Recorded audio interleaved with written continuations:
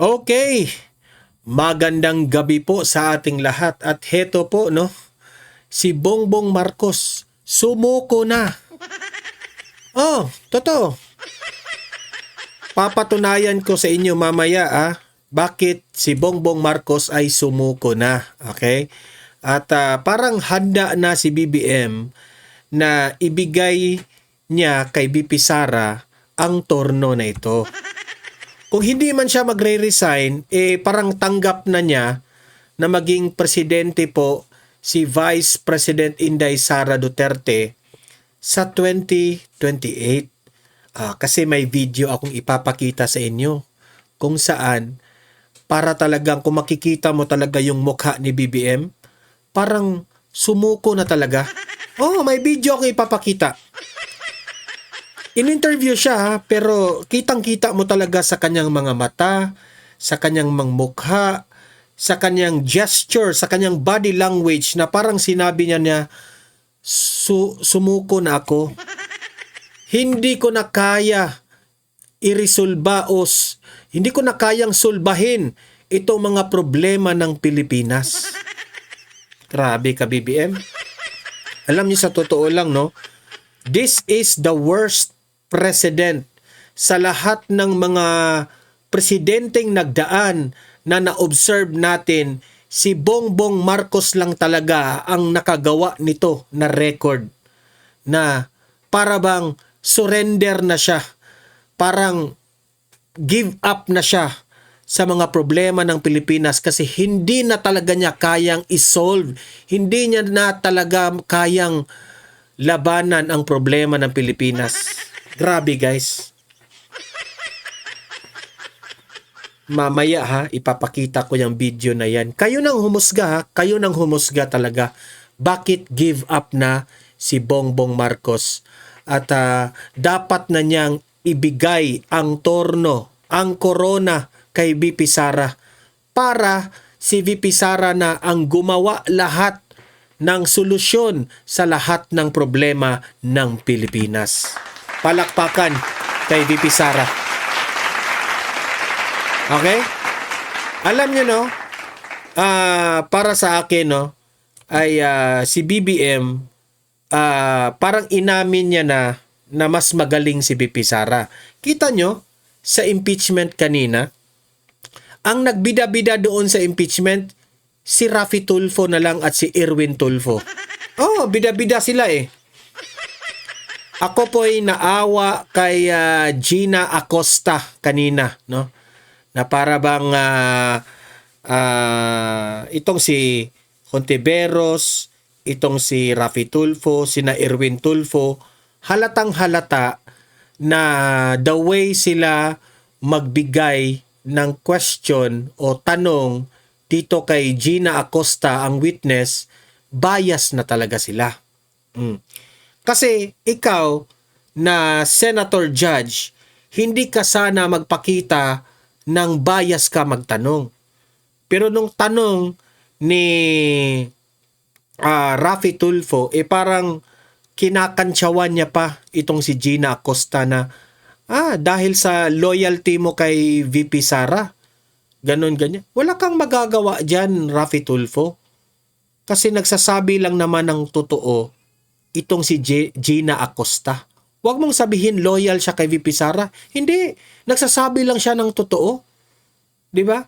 Ikaw, yung utak mo bangag rin Kagaya ka ni BBM, Raffy Tulfo. Kung ikaw ang magiging presidente ng Pilipinas, Raffy Tulfo, wala. Siguro mas worst ka pa kay BBM. Oh, totoo, worst ka pa.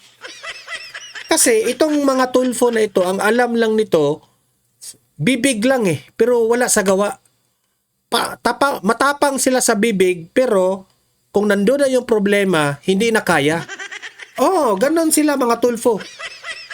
Kaya wag kami, Tulfo. Alam na namin ang karakas ninyo. Hanggang bibig lang kayo, pero sa gawa, wala. Kasi po, yan po ang pag-uusapan natin ngayong araw na ito. Okay? Si Bongbong Marcos sumuko na. Kaya itong impeachment na ito na lang ang tanging niyang paraan. Kasi konektado ito ha. Mamaya patungkol dito sa impeachment, konektado itong usaping ito, bakit sumuko na si BBM, okay?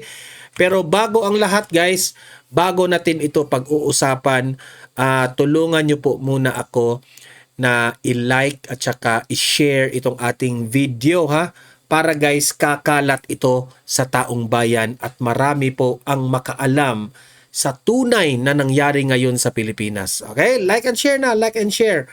At sa mga hindi pa nakasubscribe dito sa aking channel at lagi kayong nanonood dito, this is the time na mag-subscribe na po kayo. Kasi sa YouTube po, kapag pindutin nyo yung subscribe button, walang bayad yan. Libre lang yan. Okay? Kaya subscribe na kayo para updated kayo lagi sa ating mga breaking news, sa mga trending natin na mga balita na kagaya nito. Okay? Nakasubscribe na ba lahat? Babati mo na ako ha dito sa mga loyal audience natin na laging nanonood dito sa Donmar TV. Leonida Paradero, ayan, paki-shoutout mo naman, idol, ang nanay ko. Favorite kang panoorin dito sa San Diego, California.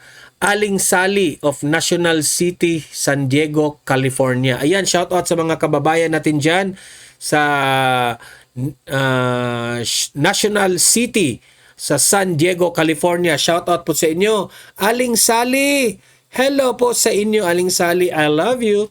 Salamat po Aling Sally na favorite nyo itong programa natin. Aling Sally, thank you, thank you. I love you Aling Sally. Ayan. Ma'am Leonida, thank you. Priviter Teresa, good afternoon Donmar TV. Watching from Malaysia. Ayan, shout out sa mga kababayan natin dyan sa Malaysia, no? At good afternoon din sa inyo, Ma'am Rimiter. Solid sa channel mo. God bless always with your family. Solid Duterte. Ayan, Ma'am Rimiter, thank you. God bless rin sa iyong pamilya.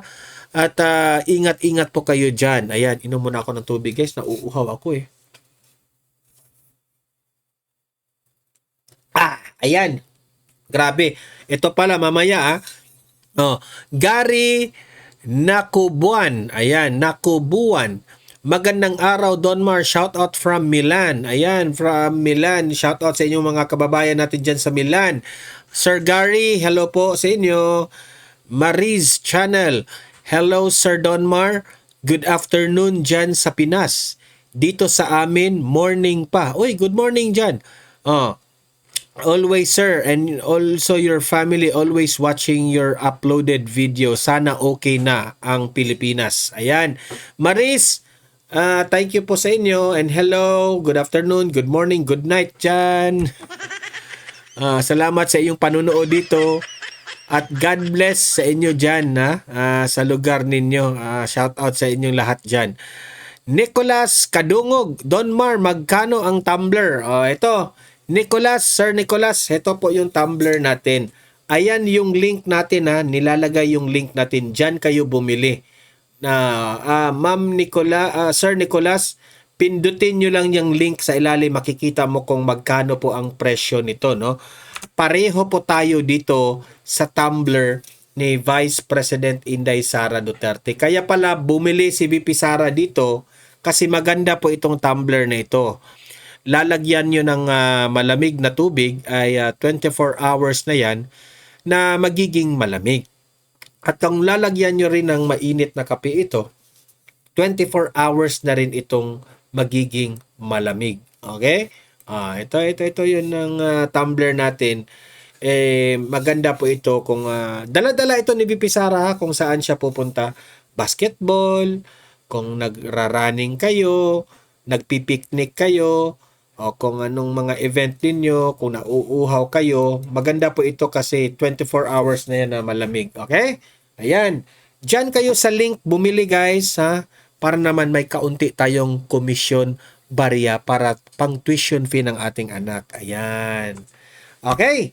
So, heto na nga, no? Si BBM, itong breaking news na ito, mapapansin nyo talaga na si Bongbong Marcos wala na talaga. Give up na siya sa mga problema ng Pilipinas. Especially dito sa flood control. Alam nyo, God really is good, no?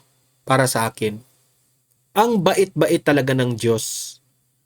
Kasi nung in-announce ni Bongbong Marcos na nagkaroon po ng 5,500 flood control projects, hindi po pumayag ang Panginoon na ganun-ganun na lang na magmamayabang si BBM. Kasi yung 5,500 na sinabi ni BBM, hindi yung totoo. Kasi yung 5,500, kinurakot ng kanyang mga kaalyado. Kinuha nila ang pera natin, taong bayan. Kaya ang Diyos natin, sobrang mabait po. Dahil dyan, finact-check sila ng Panginoon. Nung dumating na ang bagyo, ulan, bumaha, at yan po ang nagpapakita na nandyan po ang Panginoon natin.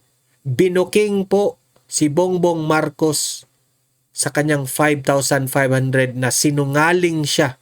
Hindi pala totoo yan. Mabait talaga ang Diyos. At ngayon, alam nyo ba kung bakit mabait ang Diyos? Kasi hanggang ngayon, hindi siya tumitigil ang Panginoon natin. Hindi siya tumitigil hanggat hindi babagsak itong si BBM. Dahil alam niyang si Bongbong Marcos,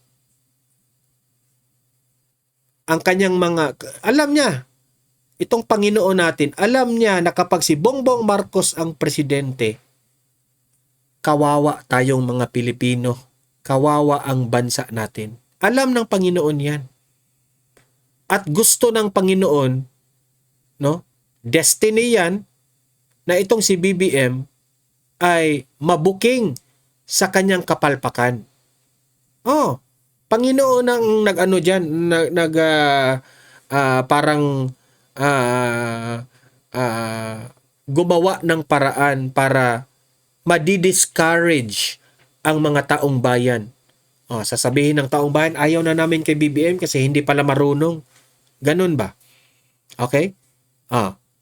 Kasi, alam naman natin, mga month of July, mag-start yan ng June, July, August, September, October, kahit nga December, 6 na buwan.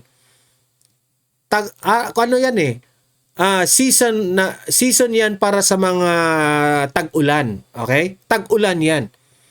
At kung napapansin ninyo, hindi talaga tinitigilan ng Panginoon na mabuking itong mga kabalastugan ng flood control. Okay? Kasi nakikita natin bumabaha talaga. Ayaw man natin na bumaha, pero ang may kasalanan yan, bakit bumaha, ay walang iba kundi itong administrasyong Marcos. So, in that way, ang taong bayan ngayon, sumisigaw na, BBM, resign ka na. Ayaw na namin sa inyo. Gusto na namin, palitan ka na ni BP Sara. Ganon yun. Tapos ngayon, God is really good, no? Kasi alam nyo, itong video ngayon na ipapakita ko sa inyo, sumuko na si BBM. Siguro, kung ma-observe niyo parang palusot na lang niya, pero makikita mo talaga sa kanyang galaw, sa kanyang katawan, na parang bagsak na siya at sumuko na talaga siya, na inamin na talaga niya na hindi na niya kaya. Tapos, pagbibintangan pa niya ang ulan. Hindi pa tayo nakaranas ng ganitong kalakas na ulan. Ngayon lang. Kaya na-overwhelm. So meaning to say, nag-give up siya. Para sa kanya, wala nang solusyon ang baha. Gusto niya, na tayong mga Pilipino, mauunawaan natin na ang baha raw ay normal na lang. Ganyan siya kapalpak itong presidente na ito. Gusto niya ipamukha sa atin na normal lang ang baha na hanggang lieg. Normal na lang raw yan. Kapag siya ang presidente, taon-taon, ganyan na talaga ang baha. Normal na yan. Kasi dumating na raw yung yung tinatawag niyang grabe naman ito si BBM. Climate change. Ang reason niya, climate change. Kaya normal na lang raw itong baha na ito. Wala na siyang nagawa na solusyon. Give up na siya. So, kayong mga taga Luzon o kung saang lugar na bumabaha ngayon na halos hindi nahuhupa yung baha, wag na kayong mag-expect. Ito lang wag na kayong mag-expect na meron pang solusyon ang baha ninyo dyan. Wala nang solusyon yan basta si BBM hindi mag-step down. The only solution na ma-solve itong problema natin sa baha ay si BBM mag-resign. At si BP Sara ang papalit para huhupa ang baha. Oh, totoo yan. Sinabi ko sa inyo. Eto ipaparinig ko sa inyo ang sinabi ni BBM Oh, ipapakita ko sa inyo itong video na ito na nag-give up na si BBM. Tingnan niyo. Play. Kakatapos lang namin yung briefing tungkol sa flooding situation sa Region 3. Kakatapos nilang inikot-ikot. Ganyan naman sila Diyan sila magaling. Nakaabang yung media, ikot-ikot sila, tinututukan ng mga video camera ng media, tapos mag-e-explain. Kagaya niyan. Yan, magaling sila niyan. Pero kung isolve ang problema ng baha, wala. Hindi nila masolve. Tingnan nyo At talagang ramdam na napakabigat ang ulan at napakarami ang bumagsak na tubig. Kaya't na-overwhelm lahat ng mga ating mga flood control na flood management program. Na-overwhelm raw lahat. Hindi kinaya ng flood control. So, nagsasayang lang tayo ng pera. Tingnan niyo ang mukha niyo, bagsak na bagsak. Sabi niya na-overwhelm ang flood control. Hindi kinaya ng flood control.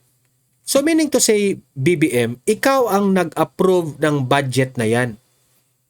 Tapos sasabihin mo ngayon, hindi kinaya ng flood control? In the first place, bakit mo inaprubahan yan? Bakit mo inaprubahan na magtayo ng flood control na hindi pala ito kakayanin? Gago ka. Wala ka na talagang magawa na solusyon dyan sa problemang yan? Tapos sasabihin ninyo sa amin, normal na lang ito?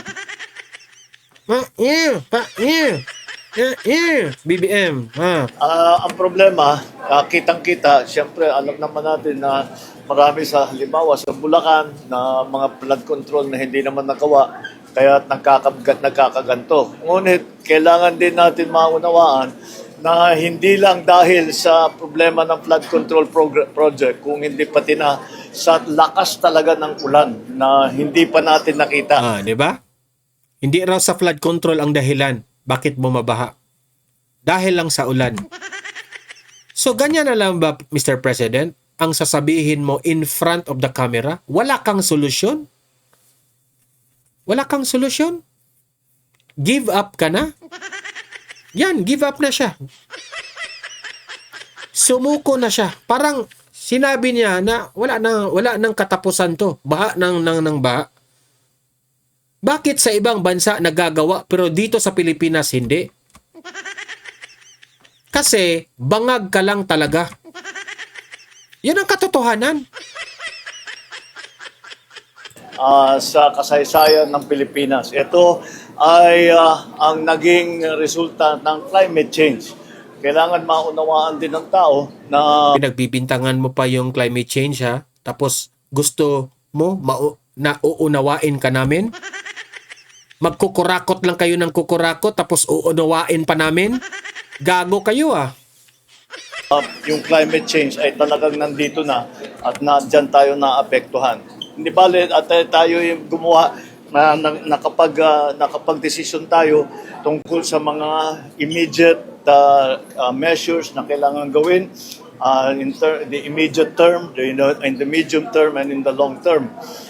In the immediate term, syempre, aayusin natin yung mga nasira at babalikan natin lahat ng mga nasira. Yun ang pinaka-immediate na kailangan gawin, na madalian para matapos ulit. Ang problema din dyan ay hindi pa tayo nakakasiguro kung titigil na yung ulan. Dahil kailangan natin... Imagine that one. Hindi pa siya nakakasiguro kung titigil ba yung ulan. So wala kang gagawin.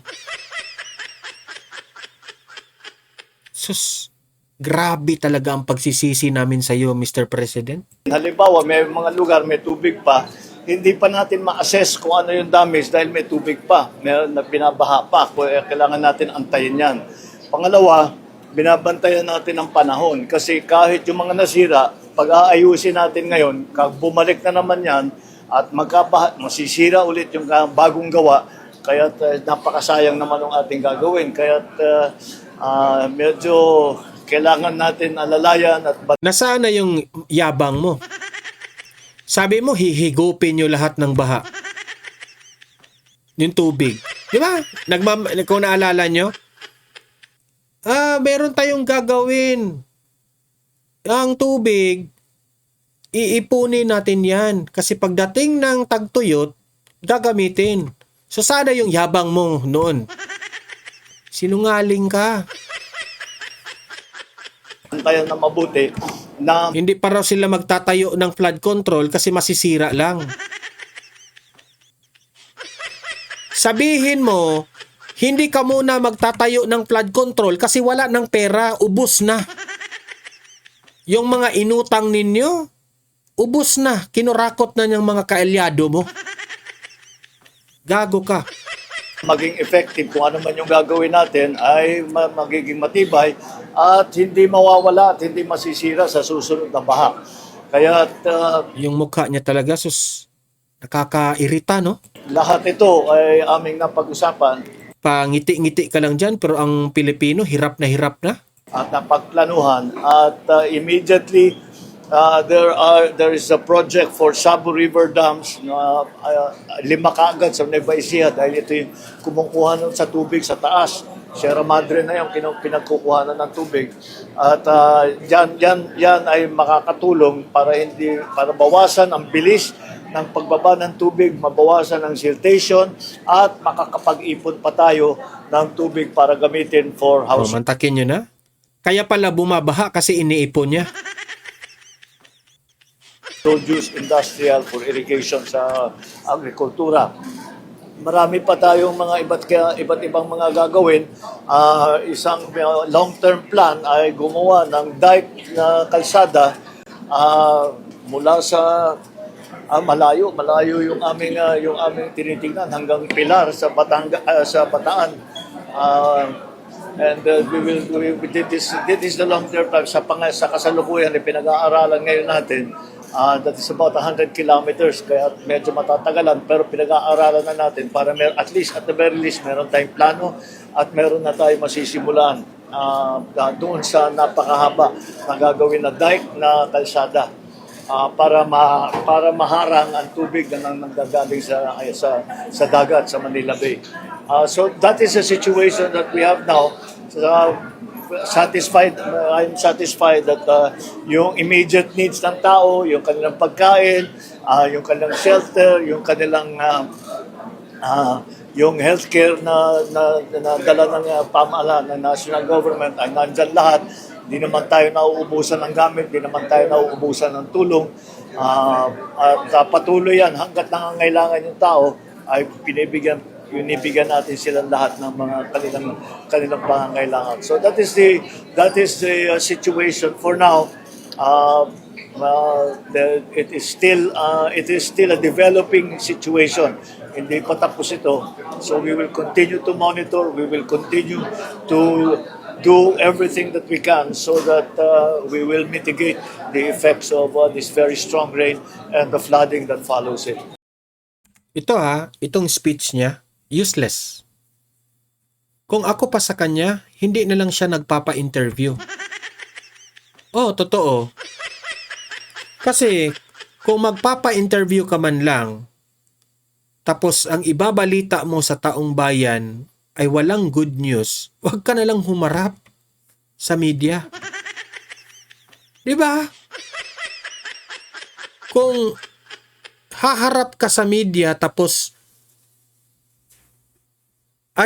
wala naman kang solusyon na ibibigay o bad news man ang ibinibigay mo, you might as well tumahimik ka na lang. Wala kang solusyon eh. Diba? Saka ka magpapamedya kung meron ka nang nagawa. Isa pa itong nasa likod mo, si Dizon eh. Hindi kasi yan engineer, kaya wala talagang magagawa yan. Hindi alam. Okay? Sige, maraming salamat. Okay, maraming salamat. Good luck, Pilipinas. Di ba? Ganyan. So, nakikita mo sa gesture o sa galaw ni BBM na sumuko siya. Inamin, that interview alone, inamin niya na hindi na niya kayang gawa ng solusyon ang baha.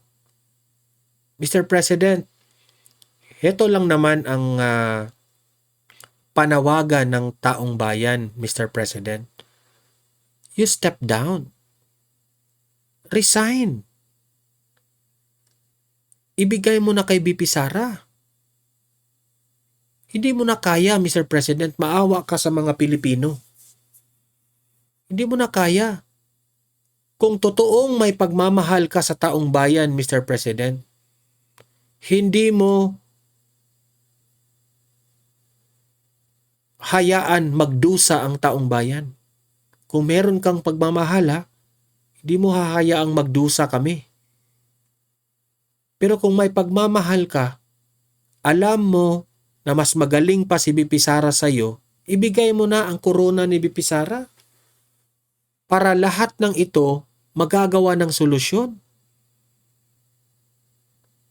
The problem is, selfish rin siya. Kaya nga gusto nilang ma-impeach si BP Sara eh.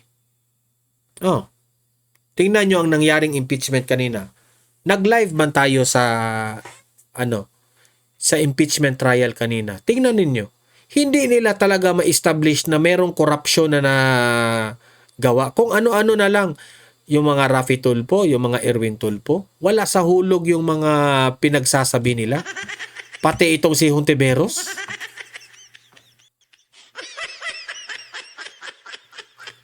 Para bang idinidiin pa nila si Gina Acosta na na bakit raw hindi iniimbestigahan itong mga maanumalyang pangalan, bakit raw siyang pumayag sa dito kay yung kolonel na nag-instruct sa kanya. Wala naman akong nakikitang mali doon sa ginagawa ni Gina Acosta. Gusto niya ipatawag niya yung kolonel na yun eh. Ito panoorin niyo itong next video natin kung saan nagko-komentaryo po itong si dating legal counsel ni former President Duterte at dating spokesperson rin ito ng Malacanang, si Attorney Salvador Panelo. Pakinggan po niyo ang kanyang mga banat patungkol po dito sa kapalpakan ng impeachment trial. Ito, panoorin natin. Maganda ito. Play. Gina Acosta, former Special Disbursing Officer of the Office of the Vice President, continues her testimony today at the impeachment trial of Vice President Sara Duterte. The prosecution believes it has a strong case in the first article of impeachment. That's the alleged misuse of the Vice President confidential funds worth more than 600 million pesos.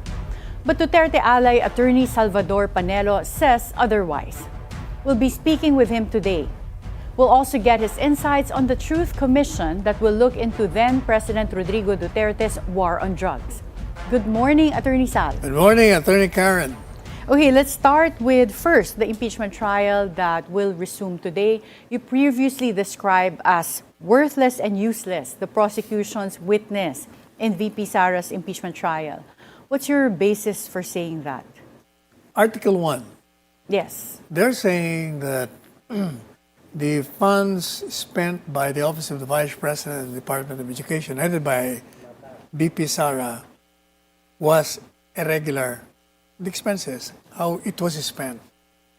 And yet, their witnesses say that their findings of irregularity is preliminary and recommendatory. You mean the Commission on Audit? Yes, including the witnesses. Di ba, sinasabi nila, hindi final. Madali sabi, if it's not final, what is your basis for charging VP Sara with irregularity? Eh wala, hindi pa nga final eh. So dapat, it should be dismissed. Yung article na yon, yung misuse Article of 1. confidential funds. Yeah. That should be dismissed on motion even by the prosecution. Because if I were in the prosecution, I will move to dismiss it. Kasi hindi naman trabaho ninyo mag-prosecute lang eh. But to render justice, if you see that there is no basis for your prosecuting the case, you should dismiss it. You're bound by it. Kasi tungkulin nyo yun eh. The defense also can move for its dismissal. Yeah. Even the impeachment court, sui generis na sinasabi, it can. Motu Motu proprio. proprio. Kasi wala palang basis. Anong ginagawa natin dito? Because yung findings ng COA ay hindi pa final. Correct. Wala pang Exactly. notice of final disallowance. But paano nga mangyayari yun? Because that's still pending.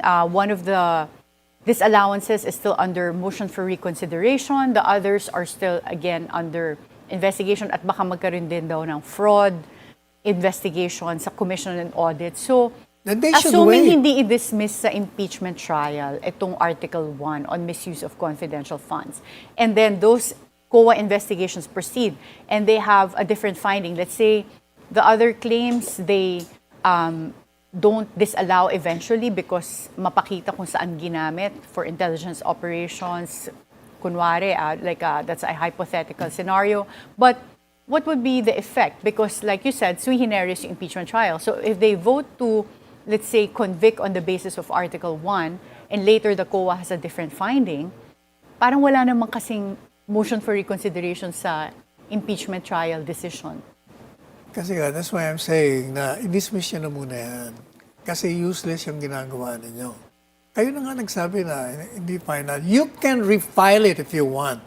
After the finding becomes final na may irregularity. Meanwhile, why are you prosecuting? Why are you wasting the time of the people as Correct. well as the money of the people in proceeding with this impeachment Impeachment. trial? Yeah, but you agree with me that it can happen that the impeachment court will make a decision on Article 1, and regardless of what happens in the Commission on Audit findings, hindi na mapapalitan yung decision ng impeachment trial kung mauna ito.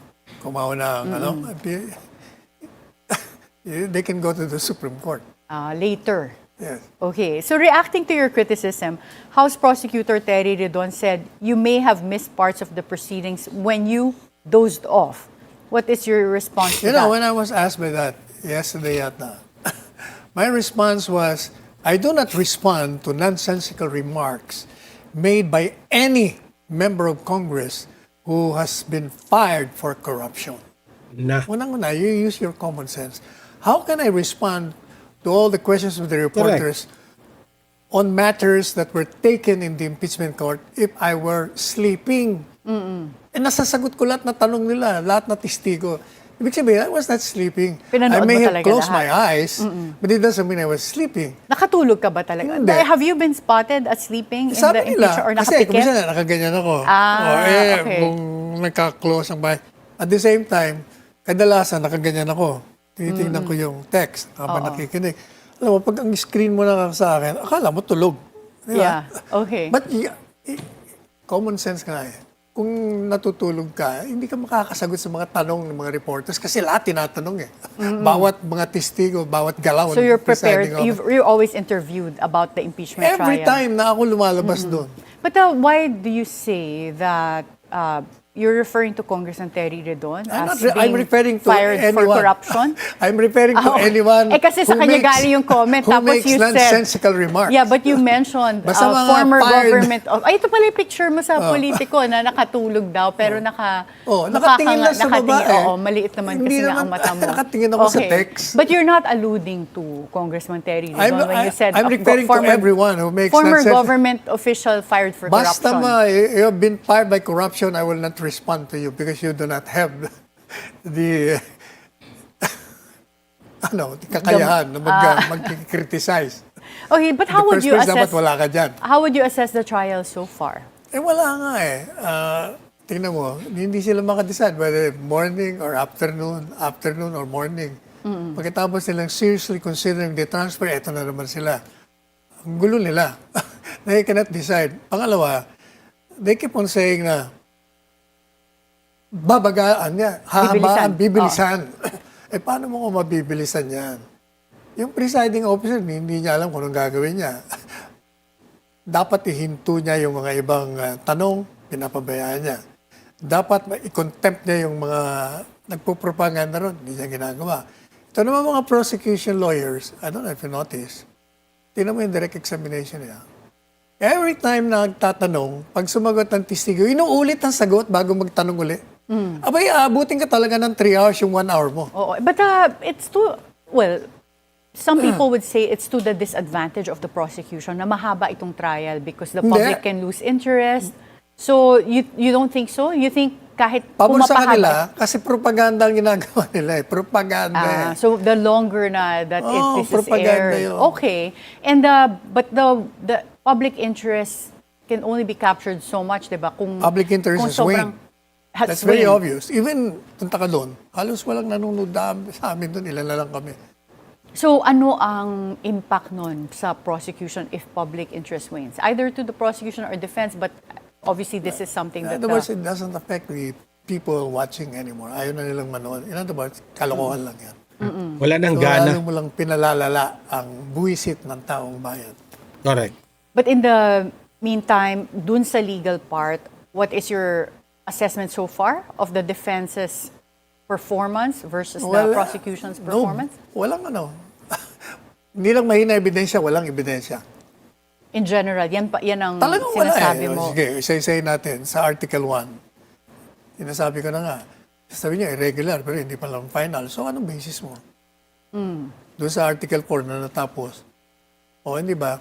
Number 1, yung inciting to sedition, naging basis nila to file. Dinismiss ng DOJ.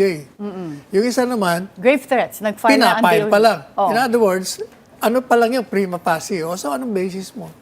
Correct. Wala eh. Talagang propaganda lang. Talagang the ultimate goal there is to besmirch the reputation and character of the Vice President, remove her from office, Ah.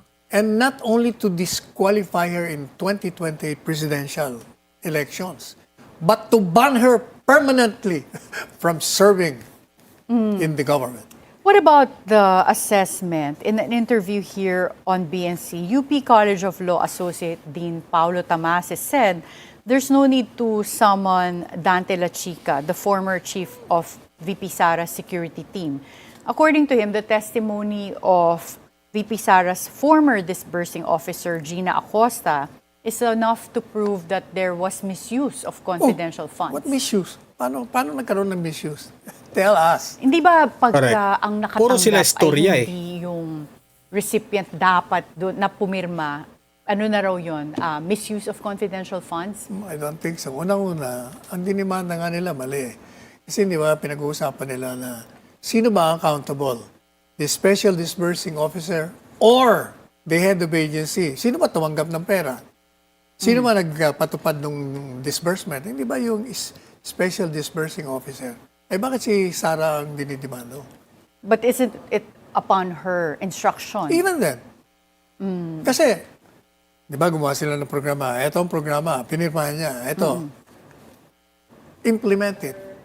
Hindi siya nag-implement. Iba nag-implement. Correct. So kung may kalokohan doon, you should be accountable for that. Not the one who instructed you to do it. Kasi as far as she's concerned, this is the program. Okay sa akin to. Gawin nyo. Ay kung di mo ginawa yung programa, ba't kasalanan ko? Correct. Okay, so that's another argument you think for So that. malinaw yung explanation ni Attorney Panelo. Kaya itong impeachment na ito, kalokohan ito lahat. Yan ang yan ang point ni Attorney Panelo. Kalokohan ito lahat. Kaya BBM, ikaw, alam kong sumuko ka na, hindi mo na kaya maging presidente, wag mong idaan na lang dito sa impeachment ni VP Sara. Tapos,